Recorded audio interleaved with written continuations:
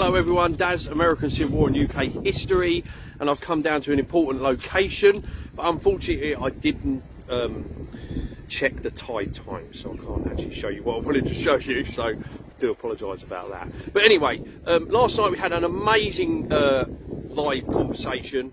I actually messed up, and I apologise for anyone that went on American Civil War and UK History's page to go and watch this presentation, because I actually forgot, or I actually posted it in the wrong place, and I posted it on my my personal feed instead of American Civil War and UK History, which is really annoying, but I did. It was an accident, sorry. The video is now up on YouTube, but it is also, I had to change the privacy settings for the video to put it onto the page. It's on the Unfiltered Historians page, it's on my personal page, and it is also on American Civil War and UK History's page. But again, it's available as a podcast, and it is also available as a YouTube video. So go and give that a look.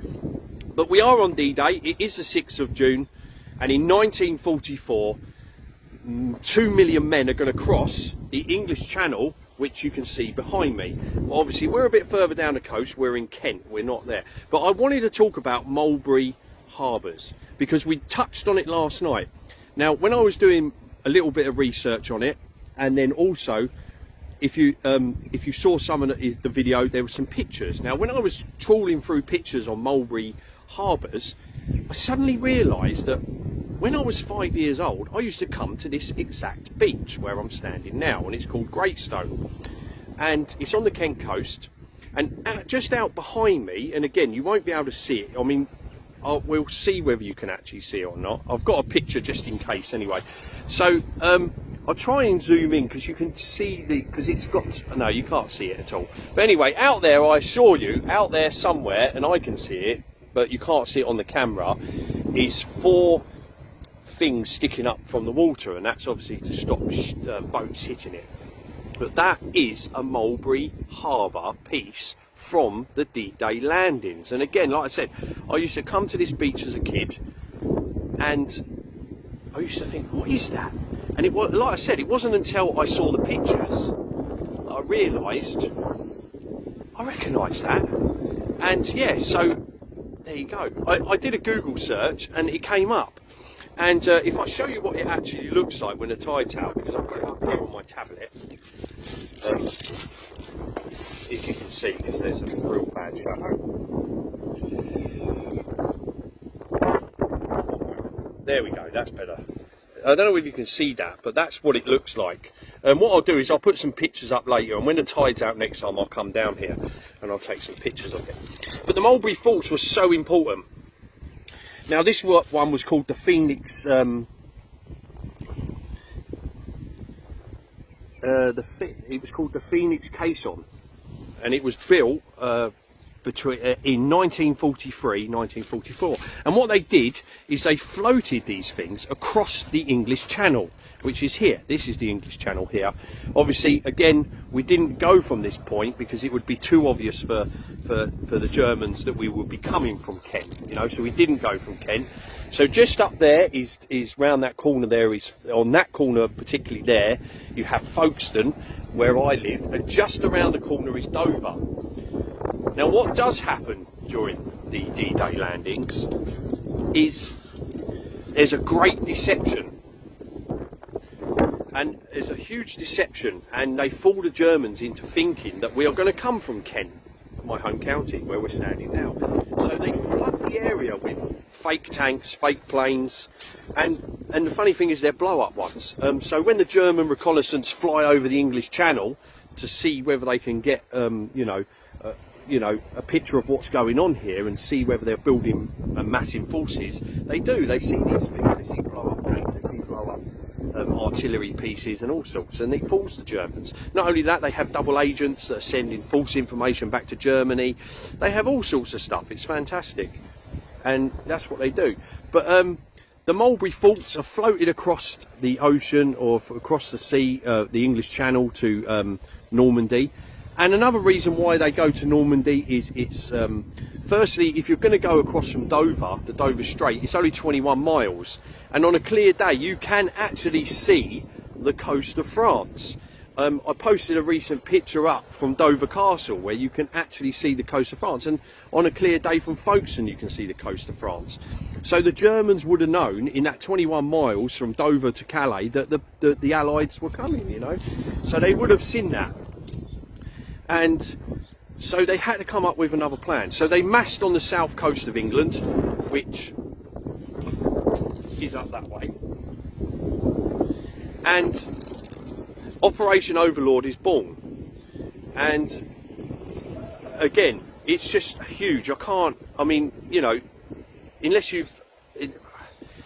it's just one of the biggest amphibious, it is the biggest amphibious landing ever, and it's just absolutely huge.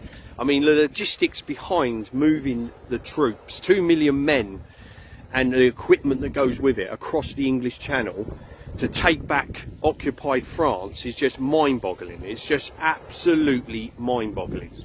And not only that, you need fuel, you need, and this is where these, and again I'll turn you around but you can't really see it, this is where the Mulberry harbours come in, you see, because when they get to Normandy, they set them up, they can dock ships there, they can take off all of their equipment, they can take off all of their supplies, and they can supply the armies with inside Normandy and with inside France, and that's what they do, you know. And again, it's just absolutely mind-boggling, the whole operation. Yeah, I don't think I've got much else to add to that really. But yeah, so out there is the Mulberry harbour, which again, like I was saying just a minute ago on the video, I used to come down here all the time as a kid and always wondered what it was, and it wasn't until the other day that I had the light bulb moment when I actually realised what it was.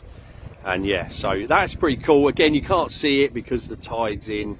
I didn't look at the tide times. This was completely unplanned. I had no idea that I was even going to come out today. I got a funny look off the missus when I said I was going out. Sorry, love. But yeah, yeah, so that's that. And next time it's actually the sea's out, I will actually come down here and try and get a picture of it and film it while it's not there.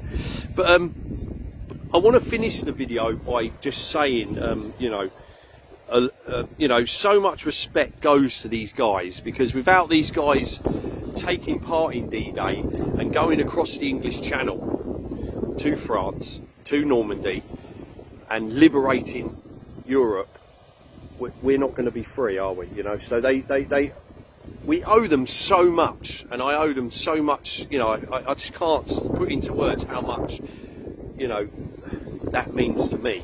You know, what's really cool is the place I decided to come and walk along is a bench commemorating World War II. So I'm going to turn you around and show you that, which is really, really cool.